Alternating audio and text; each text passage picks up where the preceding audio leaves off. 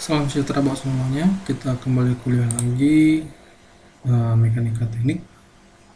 Kali ini tentang momen gaya atau disebut dengan torsi. Bisa bilang ini gaya atau momen gaya yang paling sering kita lakukan setiap harinya, begitu ya. Mau keluar masuk rumah atau keluar masuk ruangan, biasa kita berhubungan yang namanya momen gaya atau torsi. Waktu kecil juga kita ada bermain torsi waktu mungkin kita masih anak-anak gitu ya, tapi kita nggak tahu bahwa itu sebenarnya momen gaya atau torsi. Ada beberapa definisi. Yang pertama, torsi adalah nama lain dari momen gaya, yaitu ukuran keefektifan gaya yang diberikan atau yang bekerja pada suatu benda untuk memutar benda tersebut terhadap suatu poros tertentu. Kita baca dulu definisi kedua. Torsi adalah besaran yang menyatakan gaya bekerja pada benda sehingga membuat benda itu berputar. Di sini ada dua kata yang bisa kita ambil, berputar ya. Berputar. Ada gaya yang diberikan pada suatu benda sehingga benda itu berputar. Definisi ketiga itu torsi didefinisikan sebagai hasil kali antara gaya dengan jaraknya ke titik tersebut. Nah, yang definisi ketiga ini sudah masuk ke masalah perkalian. Sekarang saya ingin kalian tuh membayangkan kalian membuka pintu, gitu ya. Membuka pintu, ada engsel pintu, ada pegangan pembuka pintu, ya kan. Kalian mau buka atau menutup pintu, tentunya kalian akan memegang gagang pintu dan memberikan gaya ke pintu sehingga pintu itu berputar dan berpusat pada engselnya atau porosnya, gitu ya. Ya karena ada dinding, ya si pintu tadi hanya berputar hanya seperempat lingkaran saja. Kalau tidak ada dinding, ya kalau tidak ada dinding penghampatnya, pintu itu bisa berputar sampai 360 derajat. Tapi karena ada dinding pembatasnya, sehingga si pintu itu hanya uh, berputar seperempat derajat saja, seperempat lingkaran saja. Ya ingat ya. Jadi torsi itu kita memberikan gaya pada suatu benda sehingga gaya dorong kepada suatu benda tersebut atau gaya tarik, pokoknya gaya lah, gaya dorong atau gaya tarik sehingga benda itu berputar pada porosnya gitu. Jadi division sebagai hasil kali antara gaya dengan jarak ke titik tersebut. Jadi gaya yang kedorong kita ini bisa ringan, bisa berat gitu ya. Semakin gagang pintu itu gagang itu kan dibuat di ujung ujung pintu ya, bukan di tengah atau di dekat engsel, tidak.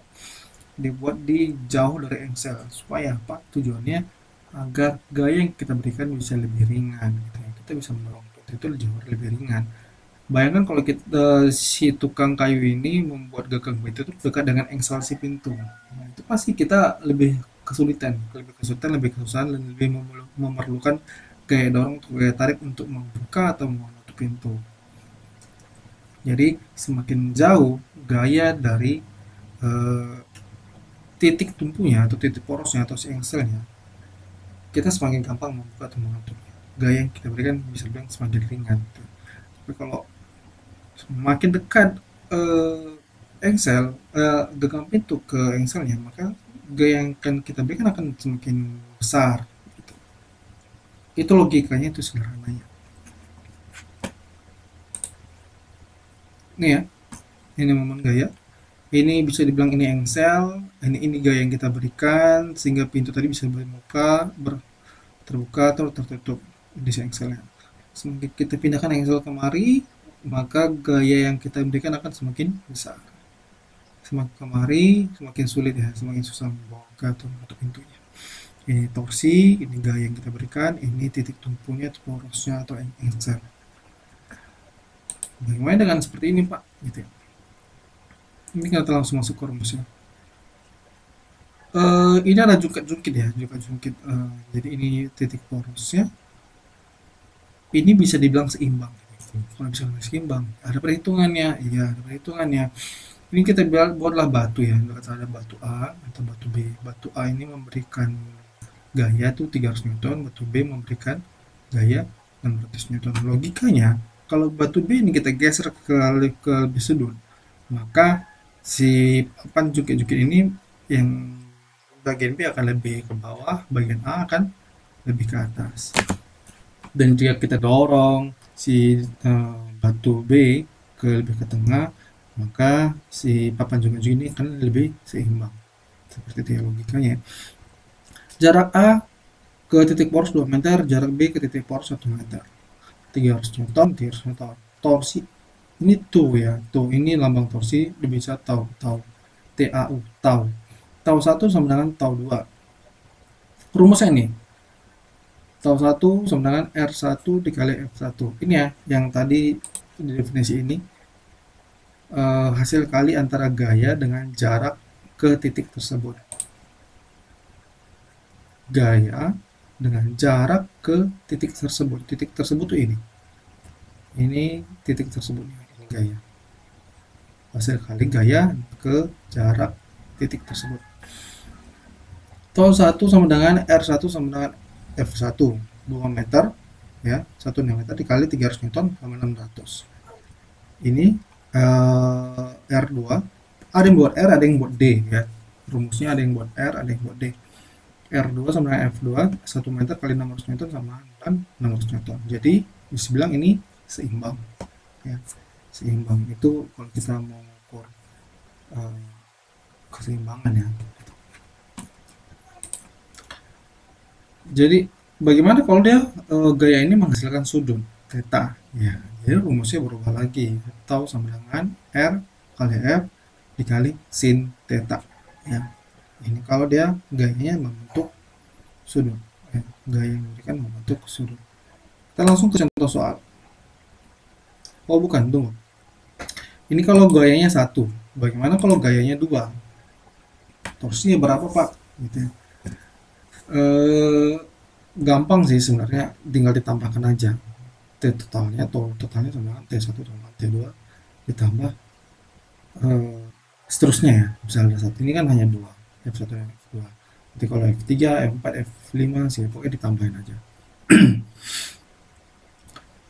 Torsi merupakan besaran vektor sehingga memiliki arah ya, positif jika positif searah dengan jarum jam ya, negatif jika berlawanan dengan jarum jam, begitu.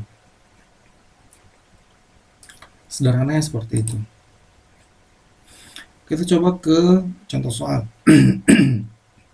Ini ketahui F sama dengan 25 Newton. Ini F sama dengan 25 Newton. R-nya 30 cm. R 30 cm. Tetanya 120 derajat.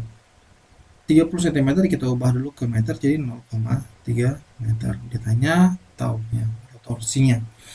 Rumusnya R kali F dikali sin theta. Jadinya 0,3 meter.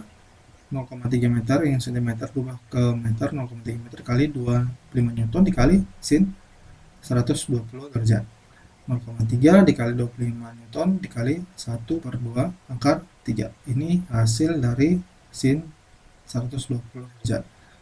Hasil kalinya 3,75 akar 3 Newton per meter. Ini satuannya dari torsi, dari tau.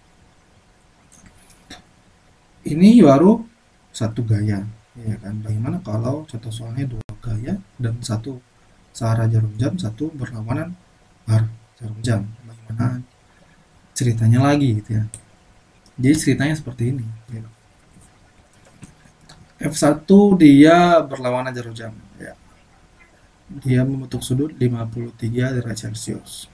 Ini engselnya atau titik porosnya ya. Yang F2 dia membentuk sudut siku-siku, berarti 90 derajat tetanya. Jarak A ke B itu 40 cm. Saya lupa buat jaraknya yang ini. Jadi A ke B itu 40 cm dan dari titik F1 ke B itu 10 cm. Saya lupa buat jaraknya yang ini. 10 cm. Berarti kalau di sini 10 cm dari titik F1 ini ke A 30 cm. Yang kita hitung ini ya. Dari titik gaya dikali